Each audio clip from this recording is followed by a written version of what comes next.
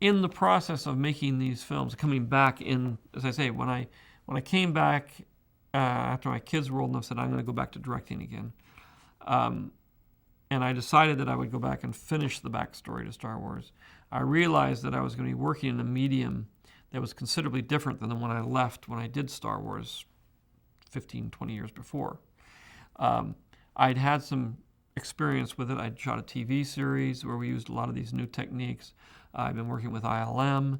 I produced a film, Radioland Murders, which was a way of experimenting with these new ideas of sort of digital filmmaking.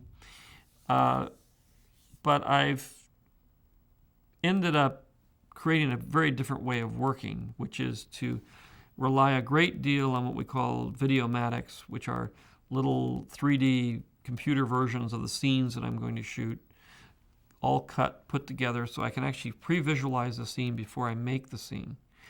And then on Phantom Menace, we had very crude representations. On Attack of the Clones, we got them to be very, very sophisticated. And I started adding in the color palette that I wanted and the look that I wanted, and we could become pretty articulate just in these very quick videomatics. I had a group of kids upstairs, and we'd do storyboards. I would say, this is a storyboard I want, but I want it in action. I want it to be like this. I want it to be like that. And they would go up and work on it. They'd bring it down, and we'd work together until we got it just the way I wanted it.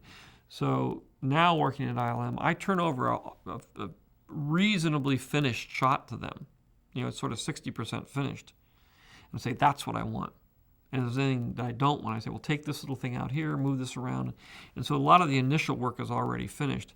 So then I turn it over to them. They start working on it. They show me a preliminary of what their version of it's going to be, which usually is very close to what we've already developed. And then I go through really every, Tuesdays and Thursdays of every week, every morning I go through with them, review shots in progress as they're doing them, approve animation, approve backgrounds, approve all kinds of things every week until we get to the final shot.